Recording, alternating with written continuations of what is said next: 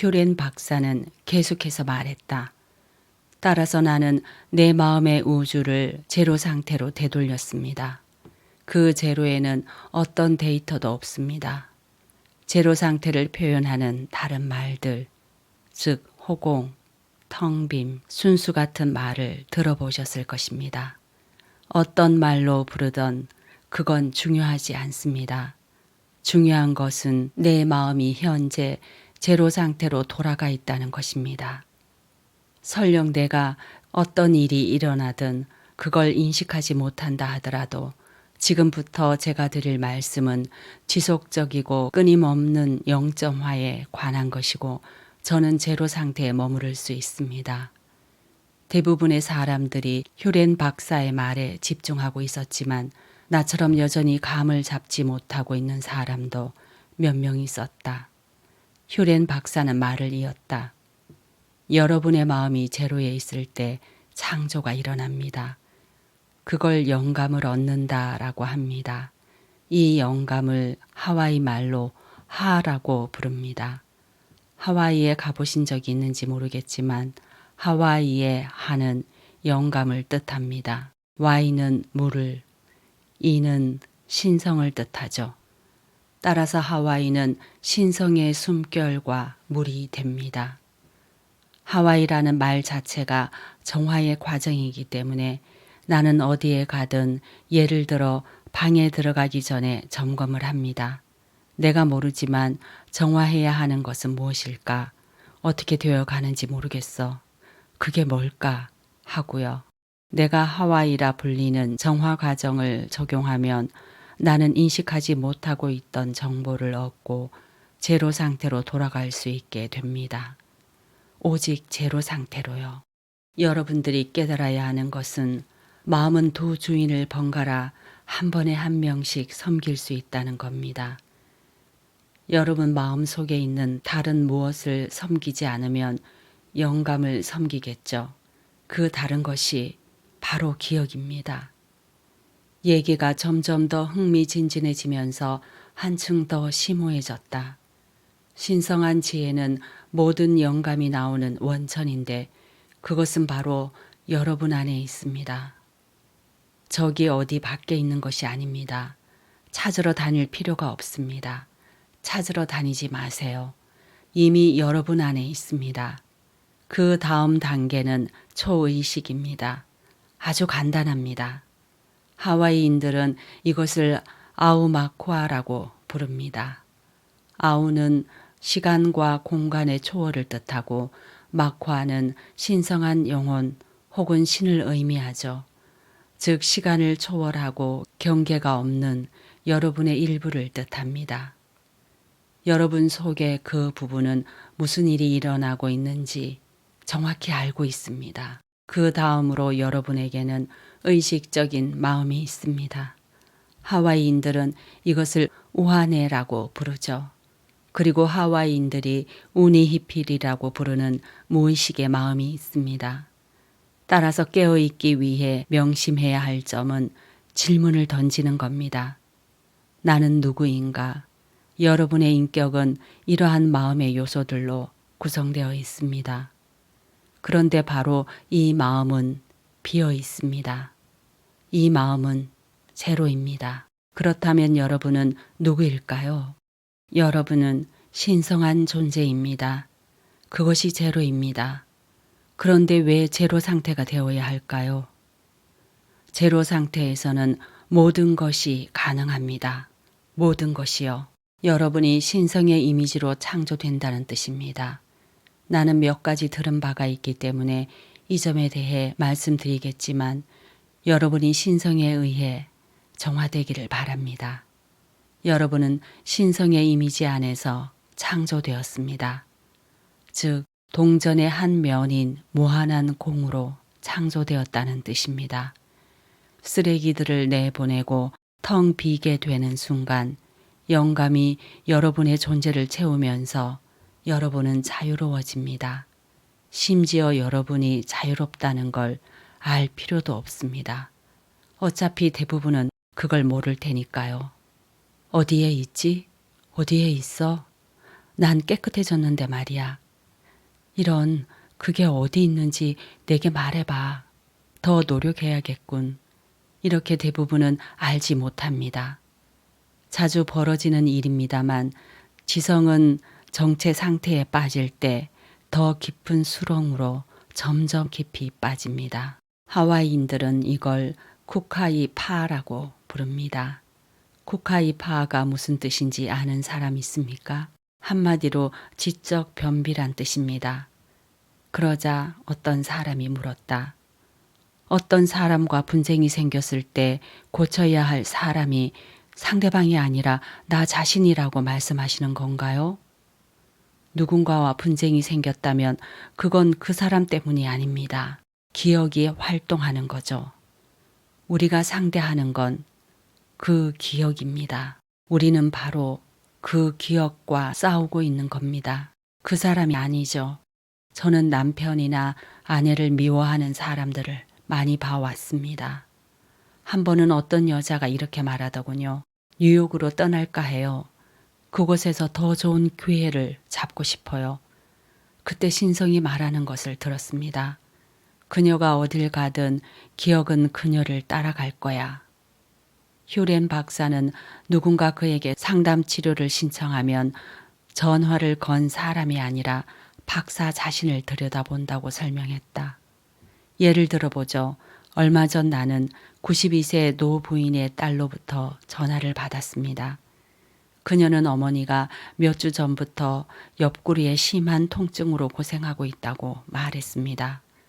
그녀가 내게 말을 하는 동안 나는 신성에게 이런 질문을 던졌습니다. 내 안에 무엇이 그 부인의 통증을 일어나게 했을까? 그러고 나서 다시 물었습니다. 내 안에 그 무엇을 어떻게 교정할 수 있을까? 그 질문에 대한 대답이 들려왔고 나는 하라는 대로 했습니다.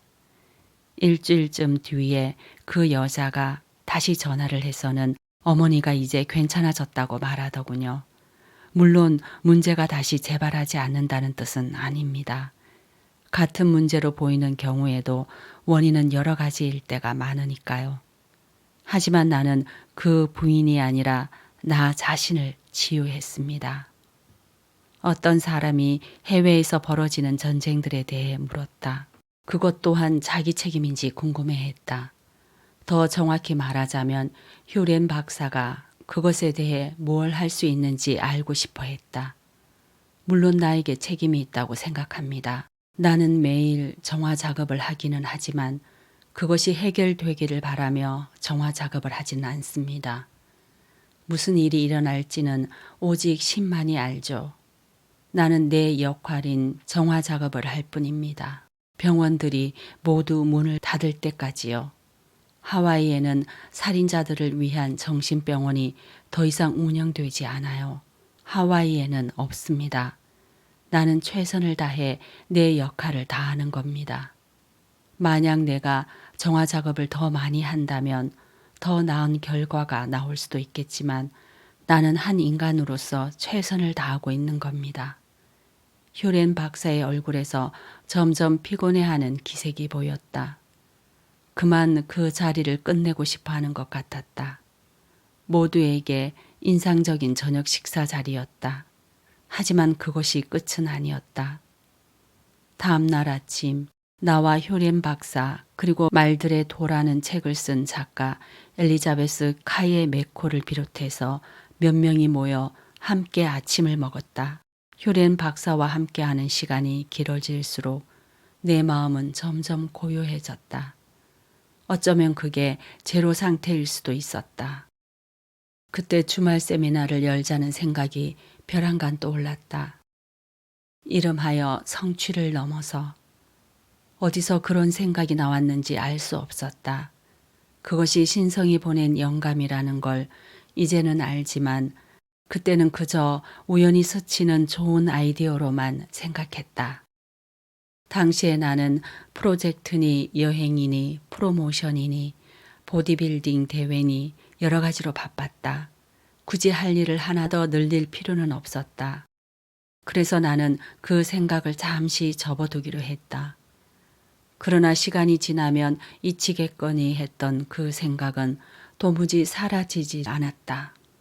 사흘이 지나도록 내 머릿속을 맴돌았던 것이다. 휴렌 박사는 어떤 생각이 몇 차례 정화 작업을 거친 후에도 남아있으면 실행에 옮기라고 말했다. 나는 주소록에 있는 사람들에게 내 생에 가장 두서없는 이메일을 보냈다. 그런데 놀랍게도 메일을 발송한 지 단 3분 만에 한 사람이 전화를 해서 행사에 참가하겠다고 말했다. 때마침 컴퓨터 앞에 앉아 있었던 그는 내게서 소식이 날아오기를 기다린 셈이 됐다. 이후 등록자는 줄을 이었다. 나는 행사에 참석할 사람으로 25명 정도를 원했다. 즉, 그 인원은 내가 정한 한계선이었다. 대화를 하고 의견을 나누려면 2,500명보다는 25명이 더 낫지 않은가. 게다가 전에는 이런 세미나를 해본 적도 없었다. 사실 그걸 어떻게 해야 하는지조차 알지 못했다. 나는 휴렌 박사에게 내게 떠오른 영감과 걱정들을 말해 주었다. 내가 해줄 조언은 계획하지 말라는 것뿐입니다. 그가 말했다. 하지만 나는 늘 계획하는 걸요. 원고를 만들고 파워포인트로 자료를 만들어 나눠줍니다. 내가 어느 부분을 이야기하고 있는지 알아야 마음이 놓이거든요. 신성이 당신을 돌본다고 믿으면 기분이 더 나아질 겁니다. 이 부분을 정화합시다. 나는 이 문제가 그의 경험 영역 내로 들어가 그의 관심사가 되었다는 것을 깨달았다. 역시 모든 것이 공유되고 있었다. 다른 사람의 경험이 내 경험이고 내 경험이 다른 사람의 경험이 된다. 나는 행사 준비를 하지 않으려고 최대한 노력했다. 하지만 두려움에 무릎을 꿇는 바람에 결국 모두에게 나눠줄 매뉴얼을 만들고 말았다. 그러나 실제로 그 자료를 사용하지는 않았고 2번 다시 쳐다보지도 않았다. 물론 그걸 신경 쓰는 사람도 없었다. 나는 이런 말로 행사를 시작했다.